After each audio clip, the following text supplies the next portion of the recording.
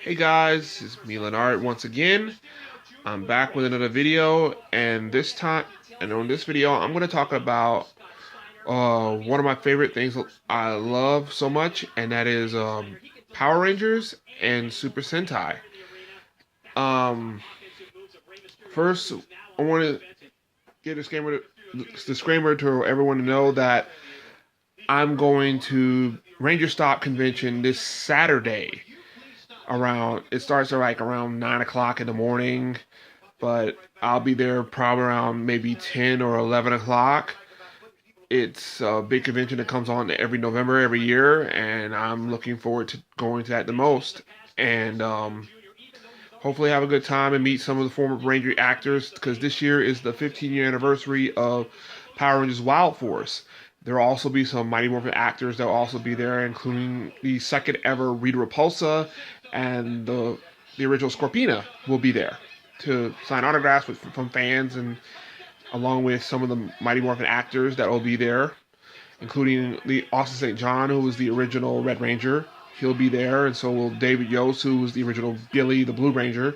He'll be there. So, if you guys are interested, buy a ticket. It only costs $30, and go to Ranger Stop 5 convention. It'd be this Saturday in Orlando at Holiday Inn.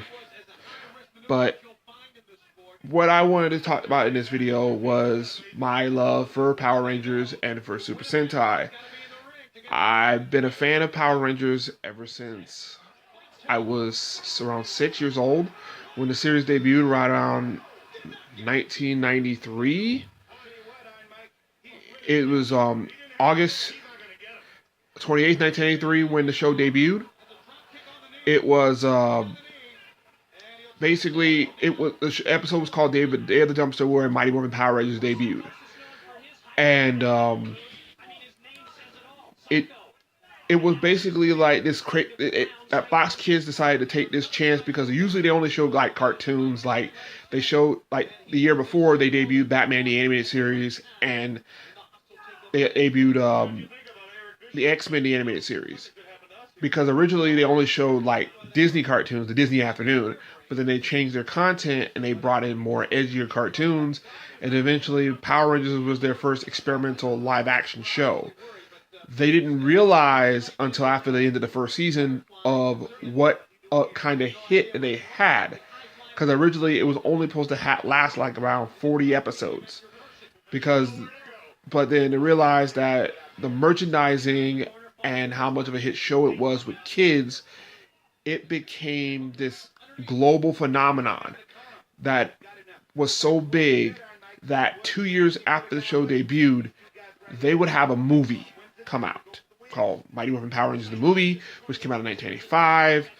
It was June 30th, 1985 when it came out, and it actually made quite a bit of money in the box office. I mean, it made like, what was it, 20 million in the box office, which was a lot back in the 90s compared to now. There's like chump change on opening weekend and today, which thanks to inflation, you know.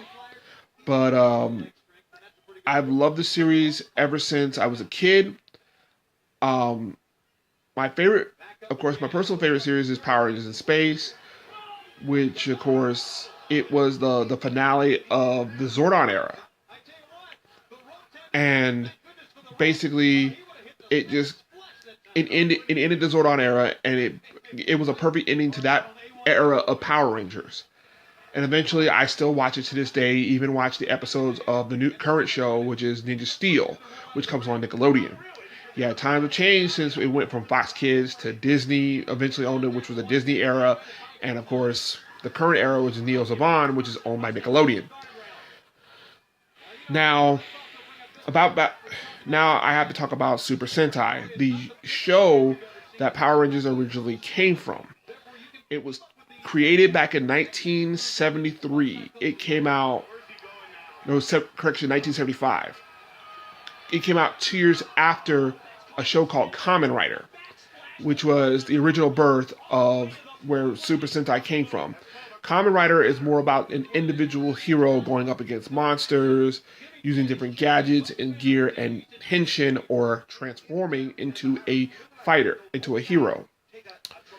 They took that concept and they turned it into, instead of about one hero, which was Kamen Rider, and made it about a band of 3 to 5 heroes.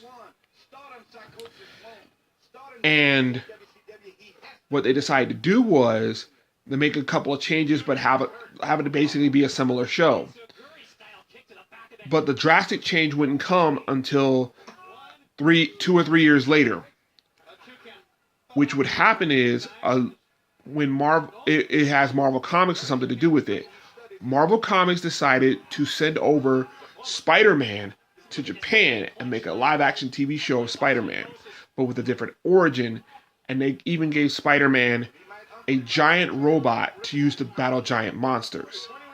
They took the idea and concept from that show and put it into Super Sentai, which has now become a staple even to this day, where the team of superhero, the Sentai team of superheroes would fight off against monsters and have the giant robot battles at the end of the episode, where they would go into their Megazord.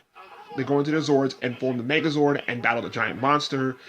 Giant monster battle at the end of the episode, at the end of every episode. And it is really important. It is really huge to it. And of course, with Sentai, Henshin transformation has become a key part of the show, along with Kamen Rider, that it has branched towards even anime, including Sailor Moon. Animes like Sailor Moon uses Henshin or transformation as a part of its show because it has a long-winded transformation sequence, kind of like they do in Super Sentai and Kamen Rider, and it's become a staple of that show, of Sailor Moon's show. And to the point, even to this day, they still have the long transformation sequence.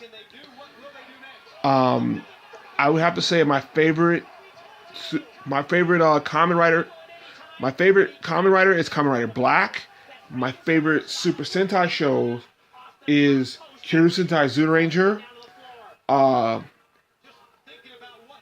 Deca Ranger, which was the series that was adapted into SPD, and Gokaiger, which was the series, which is a very popular Super Sentai series that was adapted into a season the Super Mega Power Rangers Super Mega Force, the one with pirates. Yeah, it came from Gokaiger, and the reason why people hate Super Mega Force so much is because of Gokaiger. It's because of Gokaiger and how epically good the series was, and not how much of a failure of an adaptation that Super Mega Force was, especially for a 20th anniversary season. Yeah, it kind of ticked a lot of people off. I just wanted to share this with you guys. Make sure to like, subscribe, comment about what your favorite superheroes are and what's your favorite anime on the bottom below. Thank you for watching my video. I'll see you guys next time. Out of here. I'm Adi 5000. See you later.